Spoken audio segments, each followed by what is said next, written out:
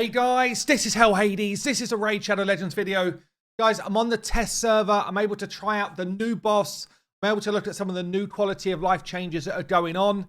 And I just give you a real feel of how this patch is actually like looking, yeah? This boss is really hard. It's really hard. Easily the hardest boss we've unlocked so far. Compare it to Hydra when Hydra dropped. I think it's way harder. Compare it to Iron Twins. I think it's harder. Okay, I think... I guess I'm going to give you the kind of real deep and dirty view of this boss. I'm not going to be here showing you the best comp to try and speed farm level 25. I'm going to try and show you different techniques to be able to try and deal with the mechanics of this boss. I'm also going to show you some stuff that we're seeing on the test server that honestly I hope does not make it through to release because it just doesn't feel great. You can see here I'm doing a relatively low level, but with relatively lowly geared champions to try and keep this real. And, you know, I'm at a 5-minute odd auto so far without actually yet finishing the boss. I'm not saying this is a perfect team, it's far from it, but it kind of gives you an idea of what the average player is going to experience against this boss. Yeah, he wakes up very quick. He's hard to land any sort of debuffs on of any real worth. And unless you've got very specific champions, I think people are going to struggle very hard with this boss. And I guess if you're not super endgame, I think it's relatively low value to even do it. That's my initial view. But anyway, let's unpack this patch. And then we'll get into kind of more specifics around this boss and the fight as we get into it. So you just saw me actually. I literally 1 second after I turned off recording, I slayed him with a holy sword from Septimus. So that was stage 12 that you just saw me fighting.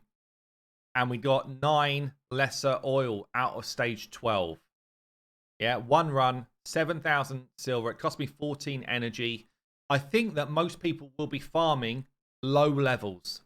I think the vast majority of anyone who wants to play this game mode will farm low levels. So I will be streaming the live test server tonight, 8 PM UK time, 3 PM EST. Come and join me for that. We can kind of play around with some different ideas, some different comps. There's the new buff champions like Bellinor in the mix on the test server. And we can play around with this new boss and see if anything is going to work.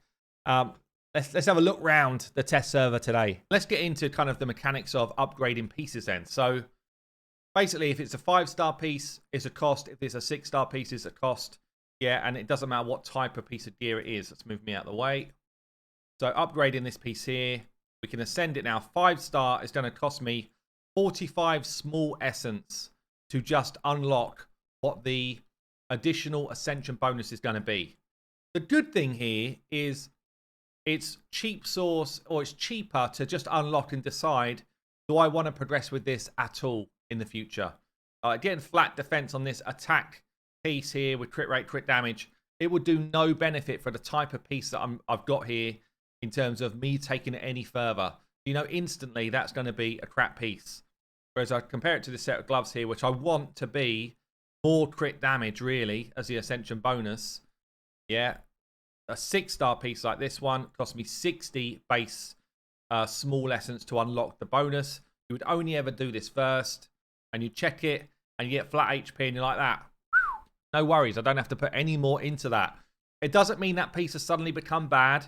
It just means that that piece is no longer going to be godlike future piece. This one here, an attack percent chest, all about damage, gives me accuracy. I won't bother with that one again. Thank you, Raid, for the new system. Attack percent boots is going to give me speed. Actually pretty good. Could get up to 12 speed if I went hard on this. So all of a sudden, you've got a piece here that you might want to progress with and try and get that kind of maxed out stat. And this is a breakdown of what you could roll for each item. So top row, you can only get a bit of extra attack, defense, or HP for each item. Bottom row, there's a lot more up for grabs. And the bottom row is where you can either strike gold or not. It doesn't mean your piece suddenly is worse. Your piece cannot get worse. It just means that it's no longer got the potential of being top tier if you don't roll the thing you want. Yeah, and that's obviously what you're trying to do, is double up with those kind of really good stats. Crit damage with crit rate, crit damage with crit damage. crit damage with attack percent. All of those type of things are what you want to be seeing on your pieces. So, you know, if you've got an attack item, which is all about damage, obviously you want to see flat attack come out as the additional, not flat defense. So far, pretty much everything I'm showing you here, apart from maybe those speed boots, has rolled badly. And I'm well out of juice already. I'm out of juice. So it kind of shows you how quickly you run out. I mean, honestly, just 60 to unlock the first one. And that was a 5-minute run for me to get, what did I get? 9 of the juice, was it? On level 12? I got 9, yeah. So, I mean, you're going to have to run 5 runs plus. I'd say most people that are good at the game might get to stage 16. You'll be running 5 to 8 runs to unlock the first ascension for each piece. I've got to say, it's not filling me with confidence that people will want to do this.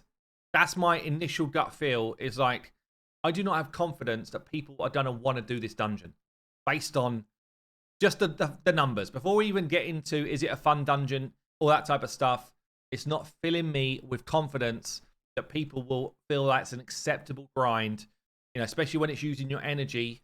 You're talking about, you know, 7 odd runs. That's almost like an energy refill just to do it, and it's a long old grind unless we find much quicker ways of doing it. So, it's a hard sell right now. It's a hard sell raid. You're not giving your content creators a lot to go on right now. I'm going to show you some runs. I'm going to show you some of that stuff in a second. Let me just show you a couple of other bits that are in this patch. So we do have now the quality of life change, which tells you how much silver you've spent to upgrade something. So this weapon here, 1.1 mil. It's actually very cheap. Cost rolled really well as well. For a Defiant set there. Let's check out these boots. On the test servers, doesn't matter if I'm rolling flat stuff. 1.2, actually pretty good as well. Let's check out what a banner looks like. I don't know who asked for this quality of life improvement. All I do know is we will see all over Reddit, Discords, Facebooks, whatever, when it goes bad. Yeah, when we get like the 5.2 million or something just to roll one piece. We'll see plenty of that now. I don't know if raid, that's what you were hoping for, but that is what you are going to get. When it's kind of pretty safe around the 1.2 mil. Am I getting lucky here? Is this a normal number? I feel like these are all well cheap. I feel like I spend a lot more than this normally to roll a piece up. Do one more. See, maybe that's just maybe my thinking is wrong. 2.3, maybe that's a bit more like it. But there you go. So that's in. I don't really know that anyone particularly wanted that. One thing I did want, which seems to be in, but hasn't been talked about in any patch notes. If I open up lethal gear, nothing else is open, and then click equipped, I've still only got lethal gear open. Yeah, let me just, because it might be like, hold on a minute, you got no one in lethal gear. That's true. So perception gear equipped. Hit unequipped. I've still just got perception gear open. Hit equipped again. I've still just got perception gear open. I hope that is making it into the real game and not just a test server, because that would actually be a good quality of life change. It's one of the things they've not spoken about. I think that's better than all of the ones they have spoken about. Okay, one other thing here. Can I show you this? You can basically auto climb. Yeah, so I could put my team in, which climbs Doom Tower, start auto climb, hit start, and it will run my 10 keys or my 9 keys up until a boss, and it will just go level to level. This is a good change. Help if I had a team that was actually geared to do it. I've stripped a load of gear, so I've been testing this new boss. But that would be a good change. It means that you don't have to sit there and kind of click your way through it all. It will just happen. So that is definitely one that we wanted to see, and that one is in. So the other big change, which I can't show you because I don't have any visuals of it myself, is secret room rewards are changing once you've got the champions done. But on the test server, I'm not able to see any of that sort of stuff. Unless maybe it says in reward info, does it? Farming floors. No. Does it tell me anywhere what the rewards are? No. Okay, so I can't show you that one. So I don't know what type of rewards we're getting out of the secret rooms after you've got the champions. That's going to be a wait and see, I guess, until the actual patch comes in. But let's talk about this new dungeon then. Let's talk about the new boss. It's got its new place on the dungeon map. We've got a second place, which will be for ascending artifacts, like your jewelry stuff. Honestly, I don't feel like we needed 2 separate dungeons for this. This should have been 1 dungeon, and then this could have just been for something else. I don't feel like this should have cost us energy. I feel like it should be a key system. I feel like we get way too small amount of juice compared to what we need to ascend stuff. And I feel like this bad boy's kind of overtuned. Albeit, I'm trying to like get my head around this. Is it overtuned because I'm thinking it's really bloody hard to beat stage 25 on day 1 of release? Because I've moaned in the past, right, that you should have to work your way through something to then activate the reward to find the later stages more like doable. Yeah, that's a progressive type of system. And unfortunately, with this game, if I'm already an endgame account, I'm expecting to already beat the biggest boss of the endgame easily because my account's already endgame. Well, actually, that doesn't really hold much fun for any longevity at all for an endgame player. So they might well have built this with the view of, you know what? Most of us should be farming somewhere below stage 16. New players should be farming somewhere below stage 9. Or not at all. Honestly, if you're a new player, don't farm this dungeon at all. You've got way better things to be doing with your energy than this.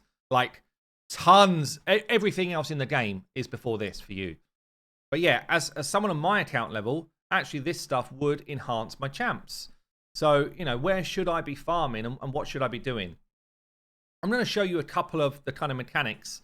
Now, the speed of the boss I've worked through is about 250 at stage 20. And you're needing high accuracy, high resistance numbers. We're talking around the sort of 450 mark. Yeah. The boss goes up to 270 speed at stage 25. It's very fast. Yeah. And he also gains, with one of his abilities, he gains turn me to fill as well. So, you know, it's a scary boss. So yeah, one of the things you've got to be able to deal with, let's get a couple of the teams up that I've worked on. You need to be able to deal with, at first, a slam. Yeah, the first slam that this boss does, and I would suggest almost nobody should be farming stage 25 because 25 is a crap affinity for almost everybody who does sleep. And sleep is like essential for this fight. Yeah, or so far it is anyway. I've not found a different way of doing it. But so far, sleep is essential. So stage 24 is the positive affinity for pretty much like 90% of the sleep champions. Yeah, I've shown in that first clip, Muck Stalker, who's a farmable rare. He actually has got as good a sleep ability as probably any champion in the game. Yeah, so this champion that I was using in this team, Muck Stalker, he actually puts a sleep out for 2 turns. It's on a 2-turn cooldown, and he brings another debuff, which is pretty helpful as well. So I think Muck Stalker genuinely is going to be in late game teams. Maybe not end game teams, but he will be viable right the way through most of the stages as a sleep champion. We saw Sifi in the initial clip, who I'm going to show you here. I think she brings more value in other stuff, but I don't think she's as good as a sleeper as Muck Stalker is. Because if I sleep here now, I have a very short window of time to get everyone else's abilities in. Yeah, and Sifi will only sleep if the if the turn meter bar is over 50%. So if she's A1ing down here, she'll heal, but she's not sleeping. That's no good to me. I need someone who's going to sleep when I want them to sleep. Yeah, maybe with some speed tuning, yeah, fine. But it's just a bit of a watch out. Anyway, I'm kind of getting sidetracked. There's a lot to talk about. The first thing you need to be able to do is withstand a feasting swarm. At lower levels, this is not as bad. But if you're anything over stage like 16, you're going to get one shot. Yeah, you are going to, your team will be one shot. Absolutely. You could try and HP, like boost a lot of HP. He hits really hard with this ability. So the way I've done this, I've done it in a number of ways actually. There's probably 2 good ways, I would say. three potential ways that I've played around with. First one is Stone Skin revive all team champion. So this could be, okay, so we don't want to sleep the boss to start with. What we want to actually do is just get a bunch of A1s out, let the boss do his swarm. Get the swarm out the way. He will actually sleep himself doing that. There it is. He one-shots everybody apart from the champion, who's your revive all champion, who's in Stone Skin gear. Yeah, and this could be a viable strat to deal with the swarm. The swarm should never affect us again. Okay? So basically now we start to put debuffs out on the boss. I'm actually going to put Ally Protect on myself there. I'm going to shield myself from the next layer of damage. I'm going to get some hits away. Woke him up. He's going to hit us again. He's put himself back to sleep because Knocked is actually pretty damn OP for this fight. We've got Brimstone on, which is one of the best ways to do damage in this fight. Alongside people like Geomancer and I guess just straight poisons or enemy max HP. Same strats to do damage as kind of any boss we've seen so far, honestly. We don't want to be using turn meter drop champions like Acrisia's turn meter drop. Can't use it. It will throw us off. It will kill tons of our own max HP. But she can get as many smacks in as she likes. Obviously, we get a massive damage reduction when he's not asleep. Also, we get damage reduction based on how many debuffs are not there. It's good to get block debuffs up for the A1 hitting because that puts decreased accuracy on us. That's a nightmare. And that is going to be strat number one. So dealing with the swarm, strat number one is a Stone Skin revive all team champion. And this, you can see, I'm on stage 24 here. We're already a couple of minutes in. And it's slow going, honestly. It's hard. It's hard yards. Especially because I just don't feel like you've got quite enough time to get your debuffs away. It's really, like, it's so tight to get those debuffs away in time. And, yeah, you end up in trouble. Now we start to get this decreased accuracy on us. And if it's on the wrong champions, then, you know, it's hard. And you need a cleanser in your team like Ugo here or somebody like a Mithrala or, you know, just somebody who's going to bring something other than just a cleanse that's going to help you out. Or you need to block debuffs out there to stop those debuffs landing. But that's a kind of initial feel for, you know, what this boss is going to do. And yeah, honestly, it's a nasty kind of setup. Definitely want heals coming in. Bishop's actually pretty good here for bringing heals as well as some kind of like team protection stuff. But as I say, this is 24. This is about as far from an auto team as you are going to see. If I'm not manual in this fight, this is a wipe because I need abilities at the right time. And at the moment, I'm struggling to find a way to make it happen. I'm on the test server here. It's meant to perhaps not be perfect, but you can see how buggy that was there with the kind of sleep setup. I'm now in trouble, honestly. Quite a lot of trouble. I need a bishop, big heal, and it's not available, so I'm probably going to die. Oh, maybe not. His A1 doesn't hit for that much, actually. If he had his A2 available there, I probably would have been dead at that point. Try and get him to sleep again. Kind of need Bishop to be shielding me right now. All of my damage is coming from Acrisia. Waking himself back up. And I can't land anything whilst he's awake. So, you know, it's just... yeah, it just feels like there's not enough time to get the stuff away. But that's strat one. Stone Skin full team reviver. So just going to show you a second way to try and deal with the initial burst of damage. We're sending away one here. And again, got Godseeker in here for some healing this time. So initial burst of damage, strat 2, is to bring revive on death. We only need to do it once. Once you've done it once, you should be able to keep him from doing that swarm ever again. So we pop back up. Everyone's back up. We do need to heal ourselves back up. He's going to sleep himself for doing that anyway. And then we are going to just give ourselves some healing. Trying to get our health back up. Geo's going to do his burn. Geo is one of the best damage dealers in the game for this fight. Surprise, surprise. We've got Taurus with a whole bunch of poisons here. We do want to try and land decreased speed. Didn't get it. And decreased accuracy. Didn't get that either. He hits us. He goes back to sleep because Noct is actually pretty damn OP for this. Noct has just put him straight back to sleep again. But Geo is on the floor. Geo is going to be on the floor for the rest of his life because we can never get his turn meter back. It's ridiculous, honestly. We can never get that turn meter back. Not turn meter, sorry. It's HP. It's impossible. So all we can do is just keep trying to keep ourselves revived. We might as well just keep whipping away that turn meter and getting some hits in. Now, you can do things like enemy max HP as well, instead of maybe the Taurus, but Taurus gives us a lot of debuffs, and the debuffs are actually pretty damn useful. Geo goes down again, and do you not have revive on Defon? Maybe he didn't. Thought he had it up. Maybe he used too many turns already. But it's fine. We've got a revive coming up soon. Let's send him back to sleep when we take a hit through Noct. Actually got resisted, so we've got decreased accuracy on us. So that makes things a bit more difficult. I'm going to make sure that my Noct stays healthy.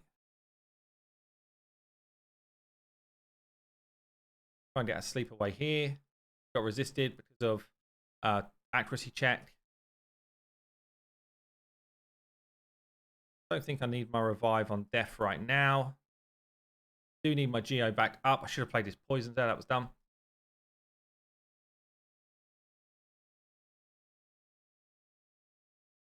And you can see, still long. Yeah, it's still a long fight, but I guess a little bit more manageable with this type of strat. And I think Geo is going to be, again, the #1 champion that people eventually find the way to build this, whether it's fully auto or not. I'm not sure how easy we're going to get to fully auto. I'm sure we'll get there eventually. I'm sure other content creators will actually show you a fully auto run today. Yeah, you'll probably be able to find it on some creators that have done better than I've done here. But as long as Geo's in the fight, tons of damage. Yeah, and that's basically going to be the strat. It's rinse and repeat like this.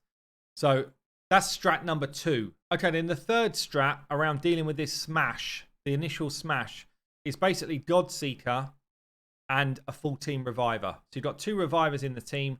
Godseeker's passive will revive.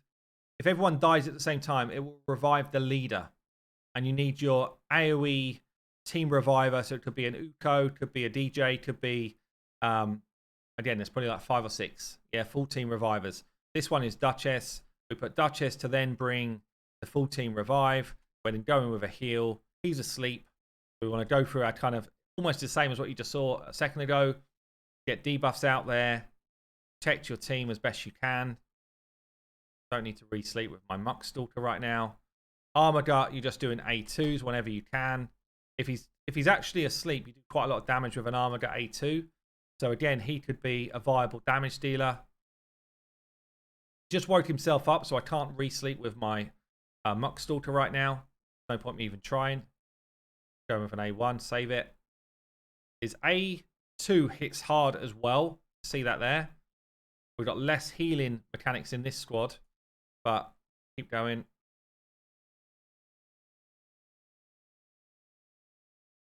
Duchess obviously does some shieldage as well. We try and get the sleep away. It's way too late in the fight or in the turn order. So doing this sleep right now, it will stop me taking a whack. I actually resisted it. But if I'd slept there, it would have stopped me taking a whack, but it wouldn't have stopped him just waking up and being immune to sleep.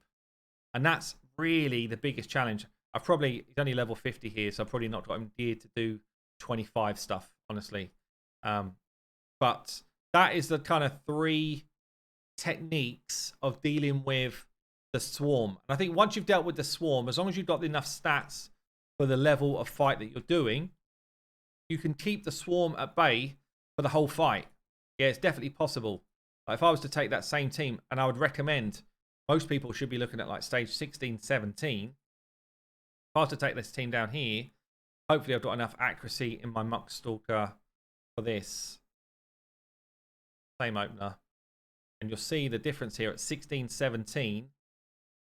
You know, we're still talking high levels of stats for this boss at this point. So he's going to do his swarm, sleep himself. Duchess actually survives this time. Yeah. With the stats that I've got.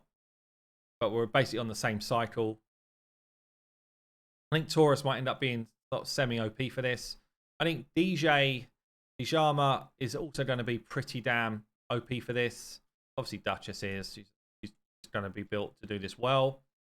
I think Armaga is going to be up there as one of these big enemy max HP champions. I think Royal Guard's going to be up there as a big max HP champion as well, bringing decreased speed. Decreased speed is going to help you in this fight if you can get it off. But it's very difficult to get debuffs off or to fit champions in your squad with a whole load of debuffs. He's just woken himself up, so this, if I tried to land this now, it wouldn't land. So I've got to wait until next turn. Which means it gives him a chance to do his A1 annoyance. And his A1 is actually really frustrating. He could put decreased accuracy on me like this. Now I've got a really hard time of trying to land my my sleep ability right now. It won't work. Yeah, if I try it right now, it'll just be resisted. Yeah, it's just... So you almost need someone then who's going to be your cleanser as well. Like, there's just so many roles that you need to try and fit in while staying alive. It's tough. Definitely a tough fight. So look, I probably am going to just run some more strats, some more ideas. If you guys have got ideas, please post them down below. I am going to be on the test server tonight on stream. Come and join me, 8 PM UK time. That's 3 PM EST. And we can kind of have a play around with some different comps, some different ideas. We can also have a look at some of the buffed champions in the test server as well. But yeah, I've got to say, it feels to me like they are going to have to make some tweaks to make this an enjoyable experience and to make it possible to auto the battle in any type of reasonable setup. If they don't do that, then I fear that there might only be 5% of the player base that even bother to do it. Or if people do it, then I think it's going to be doing it at very low levels, like somewhere up to stage 7, 8, 9, whatever, and just getting themselves some small essence to unlock a few things. Because the rewards really don't scale well enough unless you want to go for like level 6 ascension to really bother with long time frame like fights on level 25. But there you go. The test server's open. The new boss is in play. He's a right pain in the ass. And I'm hoping that Raid listened to some feedback and actually make a few tweaks before he goes onto the live servers. I don't feel like he's ready for the live servers right now. I've been Hell Hades. I'll see you later.